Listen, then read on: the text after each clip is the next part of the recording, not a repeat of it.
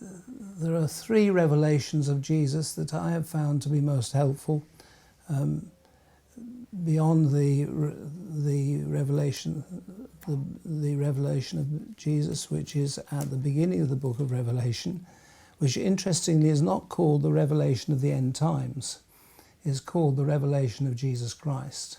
And of course the end times are covered largely in that book, but the whole point is that they are framed by the personality, the lordship and the rulership of Jesus Christ, who is coming back. And there are three main revelations that help us to grasp who he is and what he's doing. The first revelation really is a coming king. He's coming to rule, he's coming to reign. Now, the idea that we have of a particular individual coming to reign is some kind of dictator taking over a country and being under the whim and fancy of a dictator. But Jesus is different. And in what way is he different? When he first came, he came with a purpose in mind, and that was to die on behalf of all men, to redeem them and forgive their sin, and to set them free and to heal them. His purpose was to save man from his own folly and to bring him to a place of relationship with his God, that they could be eternally secure. And we give thanks to God for that.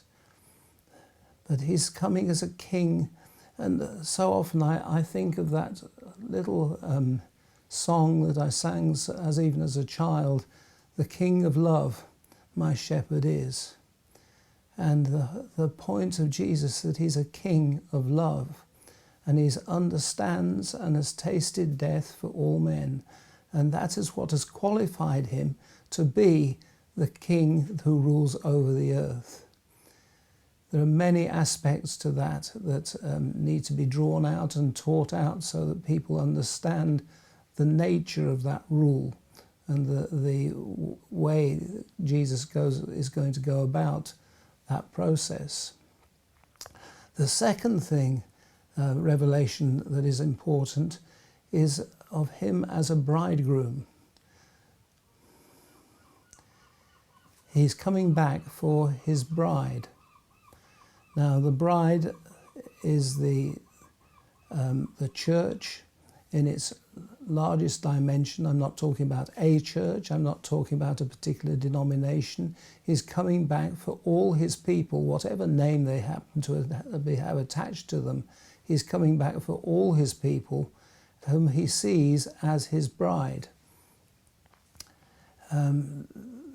He's also a very jealous bridegroom, and he is not pleased when people mistreat her.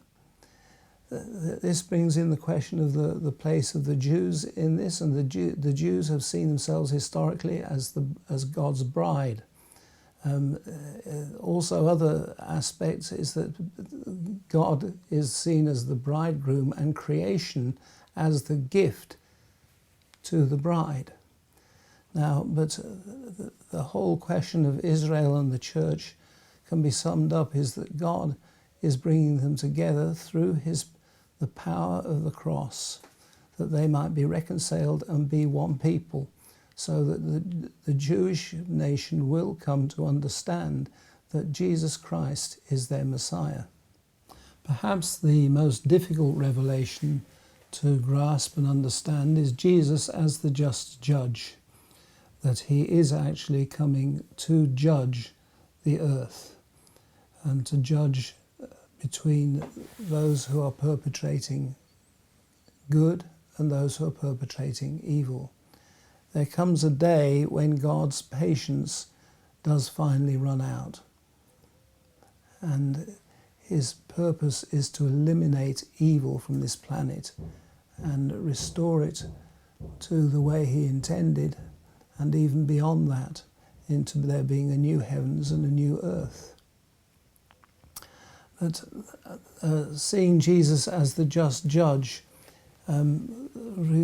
go back to that statement I made a few minutes ago about Jesus coming to destroy everything that is opposed to love. This is perhaps one of the most difficult concepts for people to grasp, because you have to understand what love is, and the idea of destroying that which is opposed to itself. But with prayer, this understanding can increase, and the Holy Spirit can give greater revelation in this area. Perhaps one of the most difficult aspects of this is that when we look at what's going on in the world around us, we can get very easily confused between what is God judging, what is the result of man's own sin, and what is Satan doing in all this. And we have to realize that in all the events that go on around us, all three can be happening, or one of the three, that it can be a judgment of God. It can just as easily be the consequence of man's sin. Just as easily, it can be the raging of Satan against the saints and God's purpose in the earth.